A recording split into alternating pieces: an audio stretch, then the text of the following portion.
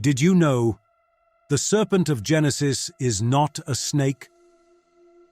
Close your eyes and picture the Garden of Eden.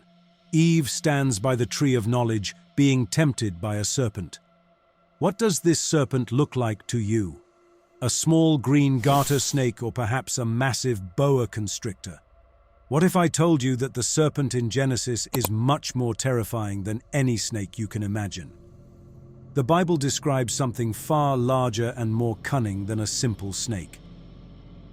In my next video, I'll also discuss how the forbidden fruit might not have been an apple. If you find this content engaging, please subscribe to our channel. Your support helps us grow. Thank you. Now back to the serpent of Genesis. Some scholars suggest that Genesis is merely a fable created to explain why women are afraid of snakes. This interpretation not only demeans women, but is also problematic for other reasons. First, this theory contradicts the text of Genesis itself. Eve is not afraid of the serpent. Instead, she engages in conversation with it. Additionally, Genesis chapter 3, verse 15 prophesies that a woman will crush the serpent's head, implying that the serpent should be afraid of women, not the other way around. And I will put enmity between you and the woman, and between your offspring and hers. He will crush your head, and you will strike his heel. Genesis chapter 3, verse 15. Second, the genre of Genesis is not fable. While fables often feature talking animals and are fictional, Genesis is considered a historical text, even if it doesn't read like a modern history book. This suggests that Genesis holds historical truth rather than being a fictional story. So, who is the serpent in the Bible? Was it indeed Satan in serpent form? To answer these questions, let's look directly at the text and its original language. The Hebrew word for serpent is nahash. This term is essentially onomatopoeic, mimicking the hissing sound of a snake or similar creatures. Another Hebrew term, Leviathan, reflects this broader meaning of nahash and suggests a more formidable, serpent-like monster. This interpretation is further supported by other parts of Scripture, which we will explore shortly. The book of Job provides a detailed description of Leviathan in Job chapter 41. Here are some key highlights. Can you draw out Leviathan with a fishhook or press down his tongue with a cord? Can you put a rope in his nose or pierce his jaw with a hook? Will he make many supplications to you? Will he speak to you soft words? Will he make a covenant with you to take him for your servant forever? He beholds everything that is high. He is king over all the sons of pride. The mention of a covenant is particularly intriguing.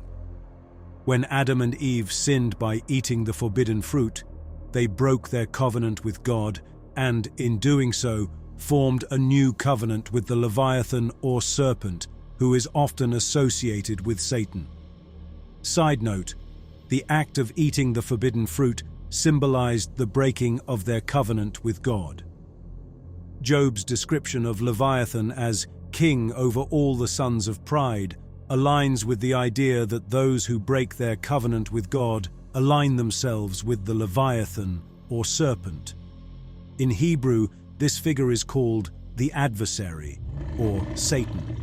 The Leviathan or serpent in the Bible isn't just a mere animal. It represents a powerful entity, often equated with Satan, the ultimate adversary of God and the embodiment of sin. The book of Job, which predates many of the references to Satan in the Bible, portrays Leviathan as a significant figure linked to Satan's role throughout Scripture. Humans cannot make a covenant with a mere animal. The Leviathan or serpent in the Bible is not just an animal, it represents a powerful entity, not a what, but a who. This being is the Lord of all covenant breakers and sinners, Satan. The Leviathan or serpent, therefore, symbolizes Satan, consistently portrayed as such throughout Scripture. Is the serpent in Genesis just a big serpent, or something else? To explore this, let's examine some omitted verses from Job chapter 41. I will not keep silence concerning his limbs, or his mighty strength, or his goodly frame. Who can strip off his outer garment? Who can penetrate his double coat of mail? Who can open the doors of his face? Round about his teeth is terror. His back is made of rows of shields, shut up closely as with a seal. One is so near to another that no air can come between them. They are joined one to another. They clasp each other and cannot be separated. His sneezings flash forth light, and his eyes are like the eyelids of the dawn. Out of his mouth go flaming torches. Sparks of fire leap forth. Out of his nostrils comes forth smoke as from a boiling pot and burning rushes. His breath kindles coals, and a flame comes forth from his mouth. Job chapter 41, verse 12 to 21. This description, fire-breathing, heavily armored, and impervious to weapons, points to a dragon, not just a serpent. Was the serpent a dragon in Genesis 2? Consider God's curse on the serpent in Genesis chapter 3, verse 14. Because you have done this, cursed are you above all cattle and above all wild animals. Upon your belly you shall go, and dust you shall eat all the days of your life. Cursing a serpent to crawl on its belly seems redundant because serpents already crawl. This indicates that before the curse, the serpent had arms and legs fitting the description of a dragon. The dragon of Revelation 12. For further scriptural evidence, Revelation chapter 12 describes a dragon that closely relates to Genesis chapter 3.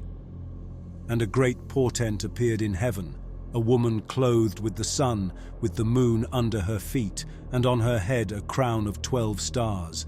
She was with child, and she cried out in her pangs of birth, in anguish for delivery. And another portent appeared in heaven. Behold, a great red dragon, with 7 heads and 10 horns, and 7 diadems upon his heads. Now war arose in heaven, Michael and his angels fighting against the dragon, and the dragon and his angels fought, but they were defeated, and there was no longer any place for them in heaven. And the great dragon was thrown down, that ancient serpent, who is called the devil and Satan, the deceiver of the whole world. He was thrown down to the earth, and his angels were thrown down with him. Revelation chapter 12, verse 1 to 3, 7 to 9. So, what do you think? The serpent in Genesis seems to be more than just a big snake. It's depicted as a dragon aligned with Satan throughout Scripture.